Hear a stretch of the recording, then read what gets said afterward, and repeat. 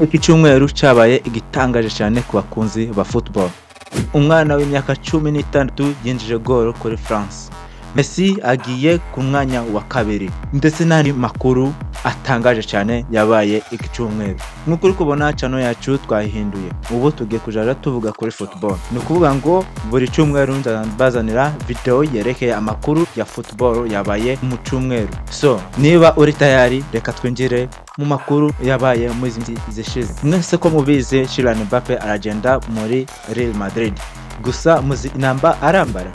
Noneho reka mabyire inamba arambara kuko ibitangaje cyane Real Madrid yavuze inamba Kylian Mbappe agiye kwambara nagera muri Madrid. Kylian Mbappe arambara inamba 9, arakurikiza Ronaldo nkuko yahoze ari hariya, nawe yambaye inamba 9. Umukinyi wa Chelsea Frank aratekereza ko Mikhailo Modric ari umuntu wazanye ubusa. Frank ari kuvuga ngo umukinyi baguze imiliyoni 89 ariko nta kintu yeretse. Cristiano Ronaldo akiye gufata icemezo. Nkuko mubizi abantu benshi bari kuvuga ngo Ronaldo angiye kuva muri football. Nkuko mubizi Argentina iherutse gukina na Canada. Noneho Drake yavuze ngo Canada iratsinda, abetinga amadolari 300 kuri Canada. Nukuvuga ngo yavuze ngo Canada iratsinda. Igitangaje noneho Argentina yatsinze. Noneho imaze gutsinda nibwo noneho bamumwajije. Okay, bamwajije Drake bavuga iyo rap ya Kendrick Lamar niyo bavuze. Noneho mbega nukuvuga ngo berekanye igihangano cundi aho kugira berekane igihangano ca Drake. Nukuvuga ngo bamumwajije.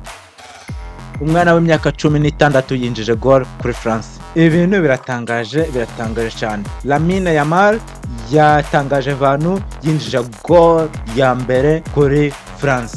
France yari yinjize goal imwe, noneho Yamal yinjiza goal muri France. Hashize akanya France yongeye igirute irinjiza indi goal. Hashize akanya Spain yinjize indi goal. Bitunguranye Spain yatsinze France. Lionel Messi yagiye ku mwanya wa kabiri mu bantu binjize goal nyinshi muri international scores. Ari nyuma ya Ronaldo afite goals 130, Messi akaba afite 109. Coach wa Argentina yavuze ko Messi ashobora kuritayaringa iyi season, gusa ntabwo yabivuzeho birambuye cyane. Messi wewe nyine yabaye nk'ubivugaho nyuma ya match bakina na Canada. Bamubajije ikibazo none asubiza ngo ndumwe mu bantu bakuze mu itimu. Icyo cyerekanye ko wenda ashobora kuba ashaka kuritayaringa, gusa Scanolini we yavuze ngo Lionel Messi ashobora kuza agakina nta kibazo, nubwo aritayaringa nta kibazo ashobora kuza agakina. Hano hari umwanya we. Coach Scanolini yakomeje ngo mugiye we ari coach, Messi ashobora kuza agakina nta kibazo.